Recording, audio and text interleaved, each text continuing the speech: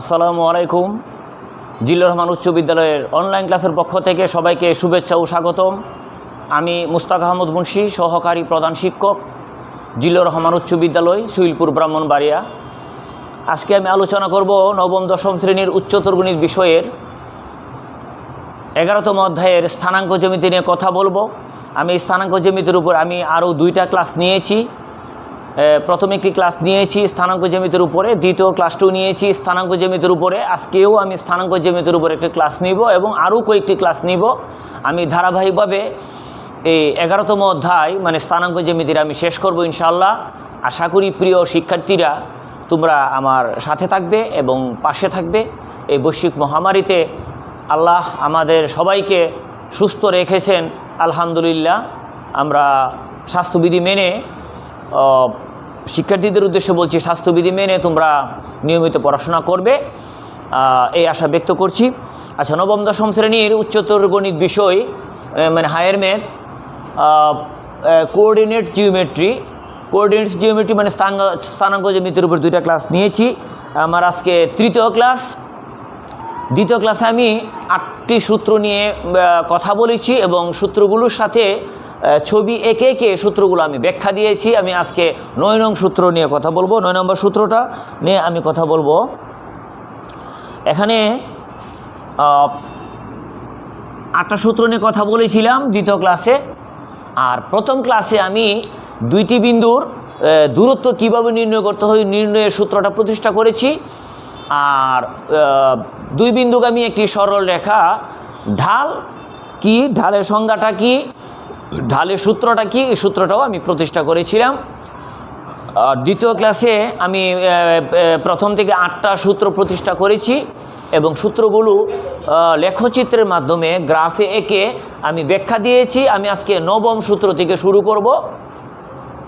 তো 9 নম্বর সূত্রটা হলো এম ঢাল বিশিষ্ট এবং একটি বিন্দুগামী কোনো সরলরেখার সমীকরণটা কেমন হবে। এম ঢাল বিশিষ্ট এবং একটি বিন্দুগামী, এম ঢাল বিশিষ্ট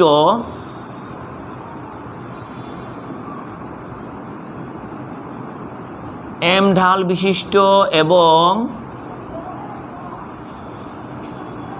x1 y1 বিন্দুগামী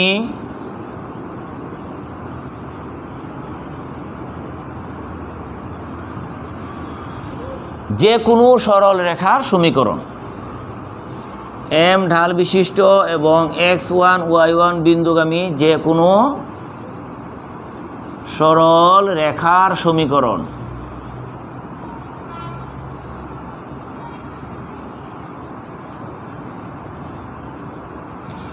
সূত্রটা হবে y মাইনাস y1 মানে বিন্দুর কোটি ঢাল ইন্টু x মাইনাস x1। এটাকে আমরা একটু গ্রাফ পেপারে দেখি। তাহলে যে গ্রাফ পেপারে এরা কীভাবে হবে সূত্রটা আমরা দেখি। x অক্ষ,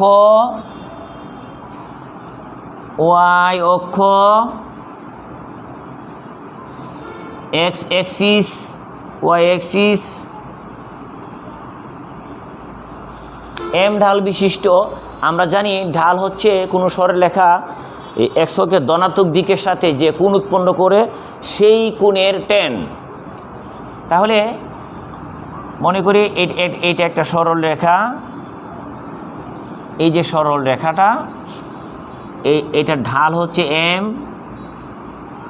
m, আর এই যে বিন্দুটা হচ্ছে x1 y1, এই বিন্দুটা হচ্ছে x1 y1, এই বিন্দুকে p দিয়ে দেই, x1 y1 এই। তাহলে আমার আজকে 9ম সূত্রটা হয়ে গেল এই এম ঢাল বিশিষ্ট মানে যে কোনো সংখ্যক ঢাল বিশিষ্ট এবং যে কোনো একটি এইরকম একটি বিন্দুগামী যে কোনো সরল রেখার সমীকরণ y মাইনাস y1 সমান ঢাল ইন্টু x মাইনাস x1। ওকে, 10 নং সূত্র।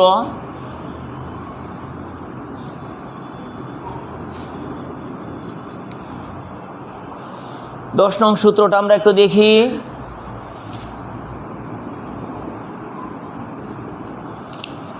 10 নং সূত্রটা এখানে হবে দুইটি বিন্দুগামী x1 y1 ও x2 y2 বিন্দুগামী এত বিন্দুগামী যে কোনো সরল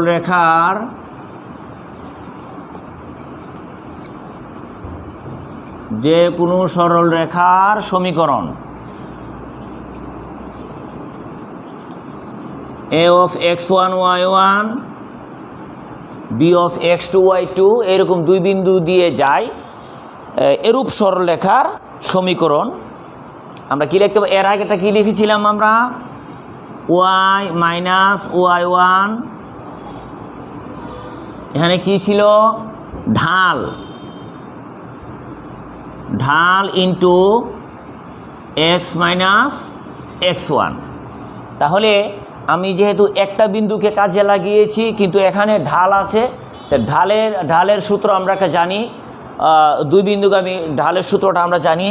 তাহলে আমরা এটিকে এইভাবে লিখতে পারি y মাইনাস y1, ঢালের সূত্রটা আমাদের জানা আছে y2 minus y1 x2 minus x1 x minus x1 এইভাবে লেখা যায়। অথবা আমরা এইভাবে লিখতে পারি y মাইনাস y1 একান্তরকরণ করি y2 মাইনাস y1 সমান, এটা কিন্তু উপরে x minus x1 by x2 minus x1। প্রিয় শিক্ষার্থীরা, আমি ধারাবাহিকভাবে আলোচনা করছি স্থানাঙ্ক জ্যামিতির উপরে। 8টা সূত্র আমি আলোচনা করেছি দ্বিতীয় ক্লাসে। আজকে থেকে আমি শুরু করেছি নবম সূত্র থেকে। আসলে নবম সূত্র, অষ্টম সূত্র, সপ্তম সূত্র এরকম সিরিয়াল নাই, মানে আমার ধারাবাহিকতা অনুসারে আমি 8টা সূত্র আলোচনা করেছিলাম। আর আজকে আমি যে শুরু করেছি 9 থেকে, তো নবম সূত্রর সাথে দশম সূত্রটা মিলে আছে। এখানে ছিল নবম সূত্রটা m, সুতরাং ওই সূত্রটা যদি আমাদের মনে থাকে, m এর পরিবর্তে আমরা জানি ঢাল, তাহলে এইভাবে লেখা যায় এবং এইভাবেও লেখা যায়। দুই বিন্দুগামী একটি সরলরেখার সমীকরণ। ধন্যবাদ। এখন আসি 11, সূত্র 11তে আসি। এরকমভাবে আমি 17টি সূত্র আমি আলোচনা করব এবং গ্রাফে দেখাবো, গ্রাফ পেপারে দেখাবো। অর্থাৎ স্থানাঙ্ক জ্যামিতির উপরে যে কোনো সৃজনশীল প্রশ্ন সমাধান করতে গেলে আমাদের 11.1, 11.2, 11.3 এবং 11.4 এই 4 অনুশীলনী মিলে 11তম অধ্যায়টা। এই অধ্যায় থেকে আমাদের সৃজনশীল প্রশ্ন আসে এবং অ্যাসাইনমেন্টও গুরুত্ব দেওয়া হচ্ছে। সুতরাং এই সূত্রগুলি 17-18টি সূত্র যদি আমাদের মনে থাকে, আমি এই 4 অনুশীলনী যে কোনো প্রবলেম সমাধান করতে পারবে। শিক্ষার্থীদের উদ্দেশ্য বলছি। 12, এখন যে বিষয়টা কথা বলবো, মূলবিন্দুগামী সমীকরণ m ঢাল বিশিষ্ট মূলবিন্দুগামী সরলরেখার সমীকরণ। m ঢাল বিশিষ্ট, এবং ঢালের কথাটা আমরা আগেও জানি, কোনো সরলরেখা x অক্ষের ধনাত্মক দিকের সাথে যে কোণ উৎপন্ন করে সেই কোণের ট্যানজেন্ট। m ঢাল বিশিষ্ট এবং মূলবিন্দুগামী। এখন যে সরলরেখাটা সমীকরণটা লিখব, এটা মূলবিন্দুগামী এবং ঢাল হবে m ঢাল বিশিষ্ট এবং মূলবিন্দুগামী একটি সরলরেখার সমীকরণ।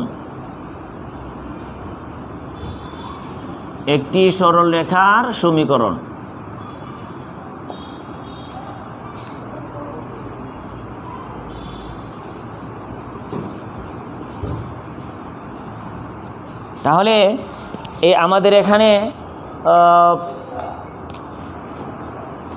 সমীকরণটা হবে y সমান mx হবে, y সমান mx।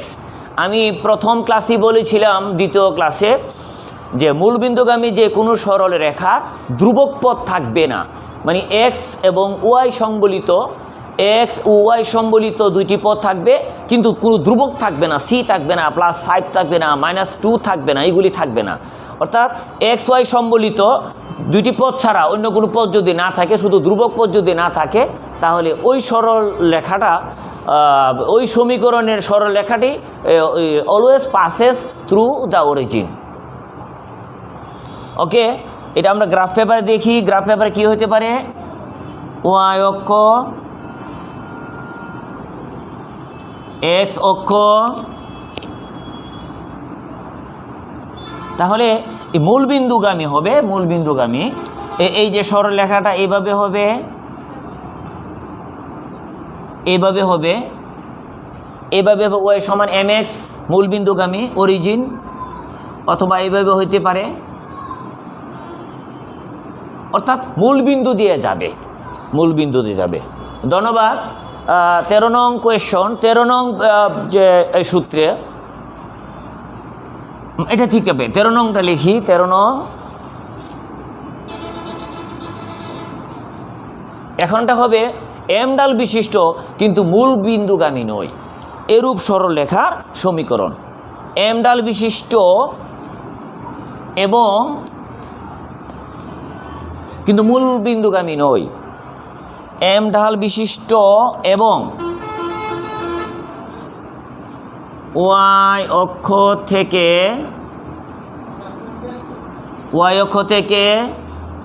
সি পরিমাণ, ওয়াই অক্ষ থেকে সি পরিমাণ অংশ কর্তন করে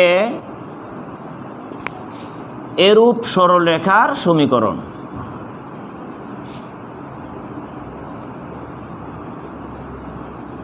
এরূপ সরলরেখার সমীকরণ, এটা একটু দেখি আমরা।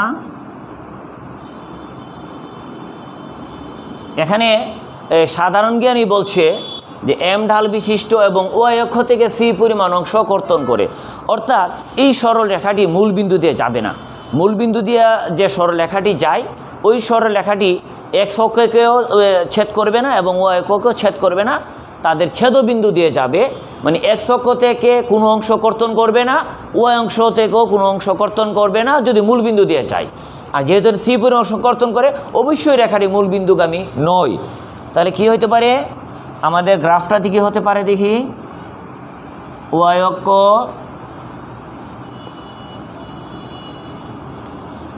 এক্স অক্ষ, এক্স অক্ষ, এইভাবে একটা সরলরেখা হতে পারে, হতে পারে এইভাবে, হতে পারে। তাহলে এইটার ঢালটা হচ্ছে এম, এটা এম ঢাল, এই যে ওয়াই থেকে এই অংশটা হচ্ছে সি, এইটা সি পরিমাণ। তাহলে এই যে সরল রেখাটা, এটা এম ঢাল বিশিষ্ট, এম ঢাল বিশিষ্ট, এটার ঢালটা হচ্ছে এম, কিন্তু ওয়াই অক্ষ থেকে সি পরিমাণ অংশ কর্তন করে, ওয়াই অক্ষ থেকে সি পরিমাণ অংশ কর্তন করে। এইরূপ সরলরেখার সমীকরণটা হবে ওয়াই সমান m x plus c, y সমান এম এক্স প্লাস সি। তাহলে ঢালটা হবে ধনাত্মক যে কোণ উৎপন্ন করে সেই কোণের ট্যানজেন্ট, আর সিটা হবে ওয়াই অক্ষ থেকে কী পরিমাণ অংশ কর্তন করেছে। হ্যাঁ, হতে পারে এটা এইভাবেও হতে পারে, এইভাবে যে হবে এরকম না, এই রেখাটা এইভাবেও হতে পারে, এইভাবেও হতে পারে, রেখাটি এইভাবেও হতে পারে, এইভাবে হতে পারে। এটা হবে ঢাল, এই অংশটা হবে ঢাল, এটা হবে ঢাল, আর এই অংশটা হবে সি, সি। তাহলে আমরা আজকে দেখলাম এম ঢাল বিশিষ্ট এবং ওয়াই অক্ষ থেকে সি পরিমাণ অংশ কর্তন করে এরূপ সরলরেখার সমীকরণ ওয়াই সমান এম এক্স প্লাস সি। ধন্যবাদ, ধন্যবাদ। 14 নং যে সূত্রটা লিখি এবং গ্রাফেও দেখাই। 14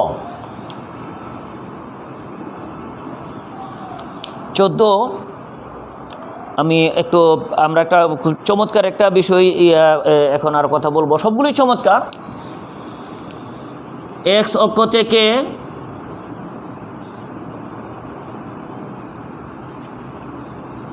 এ পরিমাণ এবং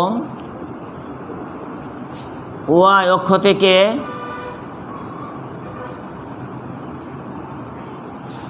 বি পরিমাণ অংশ কর্তন করে এমন সরলরেখার সমীকরণ, এমন সরলরেখার সমীকরণ কি হবে? X by a plus y by b সমান 1। তাহলে এটা গ্রাফটা কেমন হবে? গ্রাফটা কেমন হবে? ওয়াই অ্যাক্সিস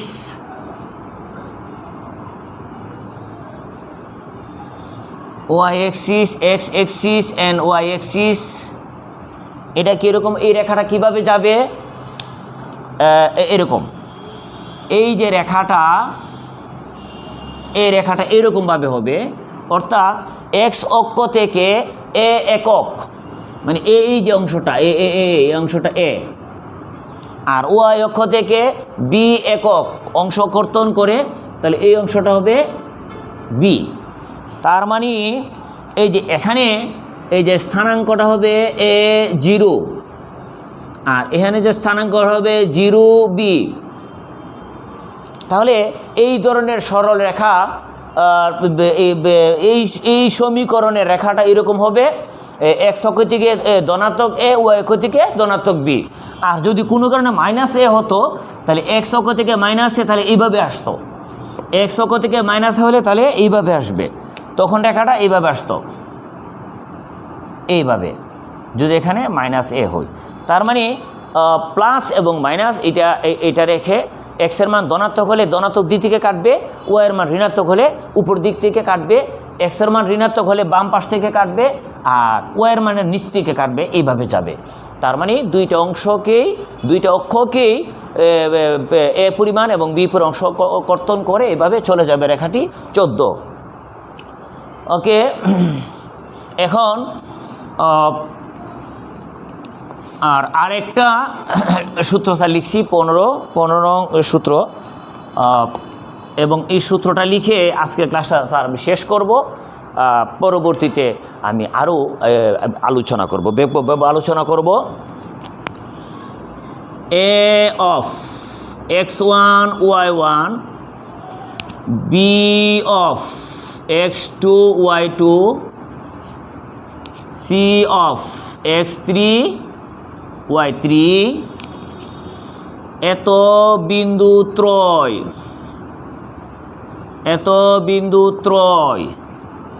দ্বারা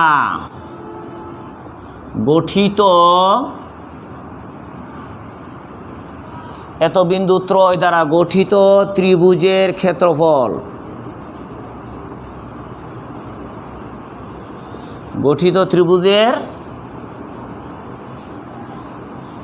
ক্ষেত্রফল, এখানে আমরা দুইভাবে নির্ণয় করতে পারবো বা পারি। তাহলে একটা ত্রিভুজে 3টা বিন্দুর স্থানাঙ্ক দেওয়া আছে, ওই স্থানাঙ্ক দিয়ে একটা সূত্র আছে, এবং বাহুগুলোর দৈর্ঘ্য নির্ণয় করে আর একটা সূত্র দেওয়া আছে। এখানে দুইটা পদ্ধতি। প্রথম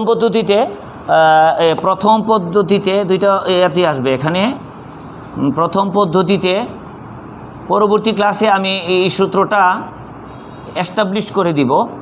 প্রথম পদ্ধতিতে এ বি সি ত্রিভুজের ক্ষেত্রফল হবে হাফ অফ, একটা প্যারালাল টান দিতে হবে, তখন হবে এই বিন্দুগুলোর যে স্থানাঙ্কর অবস্থান দেখে ঘড়ির কাঁটার বিপরীত দিক দিয়ে আসতে হবে। ঘড়ির কাঁটার বিপরীত দিক দিয়ে এরপরে বির পরে সি, এরকম না, এরপরে সিও আসতে পারে, অর্থাৎ আমাদের এখানে স্থাপন করতে হবে। যদি এ আসে, মনে করি প্রথমে আসলো x1, y1, তারপরে x2 y2, তারপরে x3 y3, তারপরে x1 y1। এইভাবে হবে। এটার এক্সপান্ড হবে, বিস্তারটা হবে এরকম হাফ, এটাকে বলা হয় নির্ণয় পদ্ধতি বলা হয়। এইভাবে গুণটা হবে x1 y2 যোগ, এইভাবে হবে x2 y3 যোগ x3 y1। আবার নিচ থেকে উঠলে মাইনাসের হবে x2 y1 minus x3 y2 minus x1 y3। এই যে চিহ্নটা ছিল দুটো প্যারালাল স্ট্রেট লাইন আঁকতে হবে, এটা নির্ণায়কের চিহ্ন। এখন এক্সপান্ড হয়ে গেছে, সুতরাং এইভাবে ব্রেকেট হবে। এখন সাধারণ বীজগণিতের নিয়ম অনুসারে যোগ হবে, তারপরে হাফ দিয়ে গুণ করতে হবে। তবে শর্ত হচ্ছে এই বিন্দুগুলোকে ঘড়ির কাঁটা মানে গ্রাফ পেপারে এই সেটিং করতে হবে, সেটিং করে ঘড়ির কাঁটার বিপরীত দিক দিয়ে আসতে হবে, এরপরে বি আসতে হবে, এরকম না। এরপরে যদি সি এর অবস্থান থাকে এইভাবেই আসতে হবে। আচ্ছা, এটা হচ্ছে দ্বিতীয় পদ্ধতি, এটা হচ্ছে দ্বিতীয় পদ্ধতি। আচ্ছা, প্রথম পদ্ধতিতে কি হইতে পারে? প্রথম পদ্ধতিতে কি হবে? আমরা যে আগে সাধারণ গণিতে যে পদ্ধতি অঙ্কটা করেছি, প্রথম পদ্ধতিতে হবে, এটা ক্ষেত্রফলের সূত্র হবে ডেল ABC root S into S minus A into S minus B into S minus C এ। হয়ার যেখানে এসটা হচ্ছে অর্ধ পরিসীমা,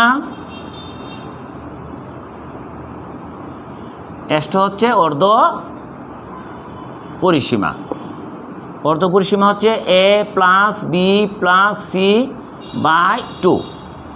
এভাবে এসটা নির্ণয় করে আমাদের এই সূত্রতে বসিয়ে এবিসি ত্রিভুজের ক্ষেত্রফল নির্ণয় করা যাবে। এখন এবিসি এটা কি? এবিসি এখানে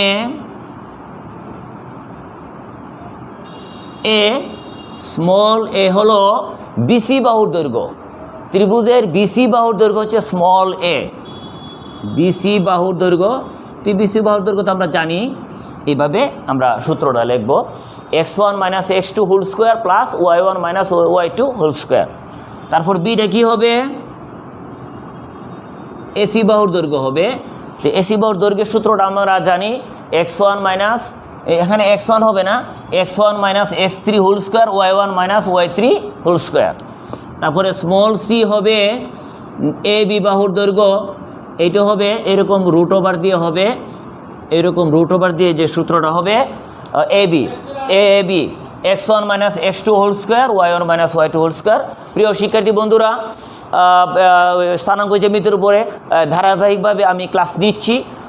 আজকে পর্যন্ত আমার তৃতীয় ক্লাস, আমি আরও ক্লাস নিব এই অধ্যায়ের উপরে, এই অনুশীলনের উপরে। আশা করি সবাই ভালো থাকবেন এবং সুস্থ থাকবেন এবং আমার ক্লাসগুলো দেখবেন। আর যদি ভালো লাগে আমাকে লাইক কমেন্ট করবেন এবং আমাকে যদি আমার কোনো ত্রুটি থাকে আমাকে সুপরামর্শ দিবেন। অবশেষে জিল্লুর রহমান উচ্চ বিদ্যালয়ের পক্ষ থেকে এবং আমার ব্যক্তিগত তরফ থেকে সবাইকে ধন্যবাদ জানিয়ে আজকের ক্লাস শেষ করছি। আল্লাহ হাফেজ।